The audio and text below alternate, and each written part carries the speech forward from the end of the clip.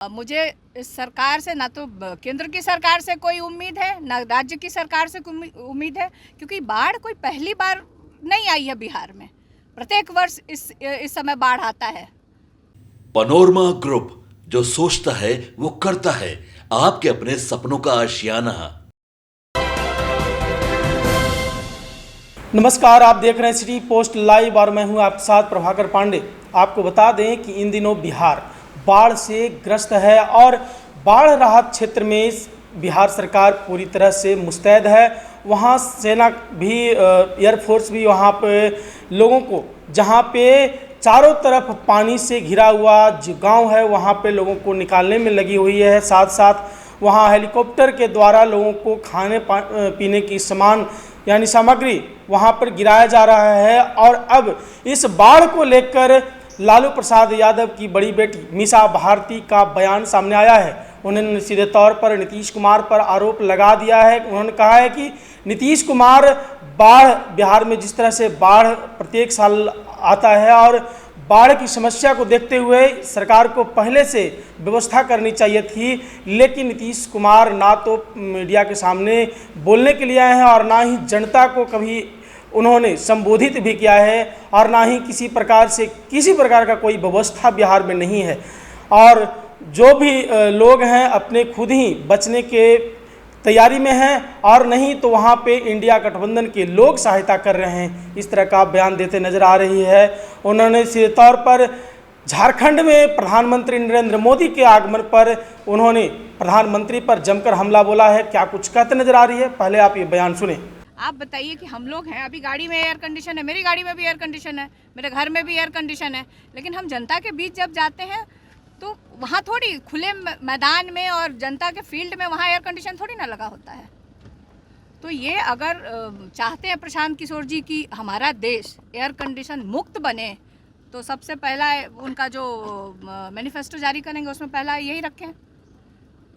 क्योंकि देखिए बिहार में वो सिर्फ भ्रम फैला रहे हैं, सिर्फ भारतीय जनता पार्टी को, एनडीए को कहीं ना कहीं मदद पहुंचाने के लिए वो इस पार्टी का गठन कर रहे हैं और तरह तरह के वादे कर रहे हैं। मैं बार बार कह रही हूँ कि प्रशांत किशोर जी जो देश का प्रधानमंत्री बना सकता है, वो बिहार के युवाओं को तब रोजगार क्यों नहीं दिया, बिहार का विकास तब उनके दिमाग में क्यों नहीं आया, बिहार में उन्होंने फैक्ट्री लगाने के लिए प्रधानमंत्री जी को क्यों नहीं कहा, नीतीश कुमार मुख्यमंत्री जी के लिए उन्होंने काम किया, नीतीश कुमार जी को क्यों नहीं कहा। जब खुद की बात आती है तो अब बिहार का विकास होना चाहिए। कह रहे हैं कि जो लोग छठ में आएंगे, पर्व में जो आएंगे वो लौट के नहीं जाएंगे, बिना चुनाव के लौट के नहीं जाएंगे। मतलब वो अपने वोट के लिए बुला रहे हैं ना कि आप आइए, पैसे दे करके उनको टिकट कटा के बुला रहे हैं, ट्रेन भर के बुला रहे हैं कि आइए यहीं रहिए, हमको वोट दीजिए और उसके बाद चले जाइए। बाढ़ के सवाल 20 साल से मुख्यमंत्री जी मुख्यमंत्री सुशासन कहे जाते हैं। जब वो बिहार का विकास नहीं कर पाए, कोई एक फैक्ट्री नहीं लगा पाए, तो ये प्रशांत किशोर जी क्या करेंगे।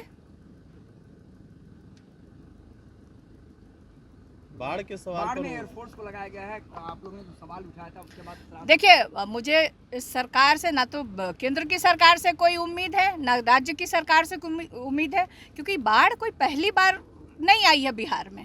प्रत्येक वर्ष इस समय बाढ़ आता है, तो सरकार को पहले से इसकी तैयारी रखनी चाहिए ताकि किसी को असुविधा ना हो।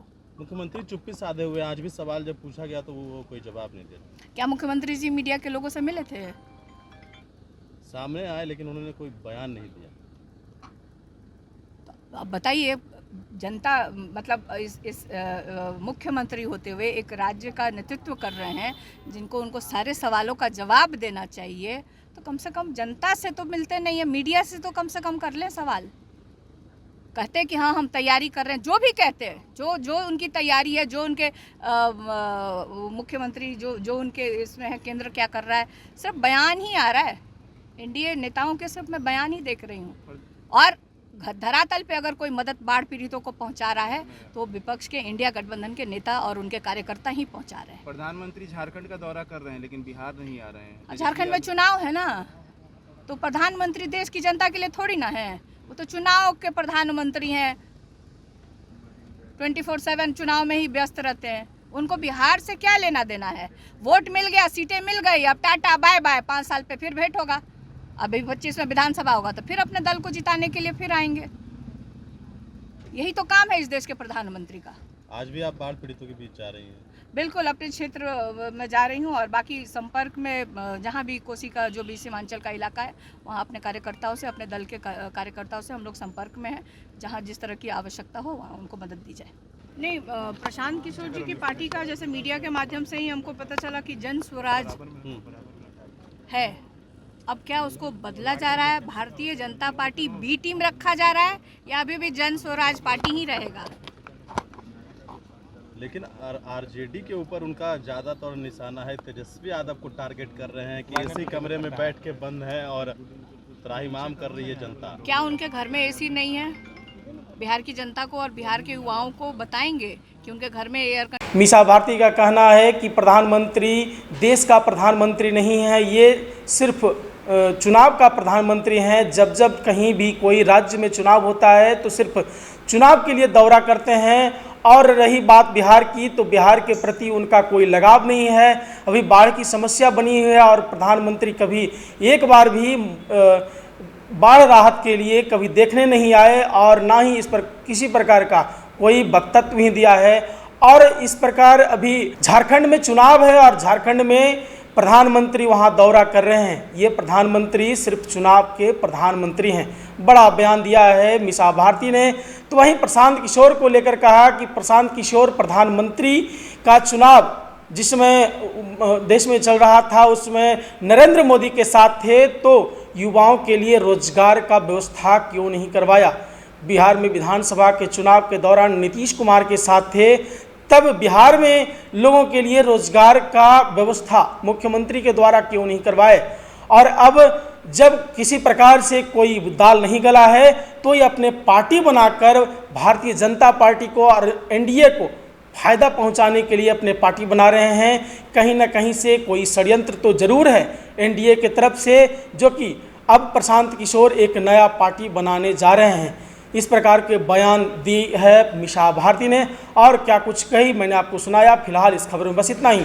आगे के तमाम खबरों के लिए बने रहें मेरे साथ। वीडियो को लाइक करें, शेयर करें, चैनल को सब्सक्राइब करना ना भूलें। धन्यवाद।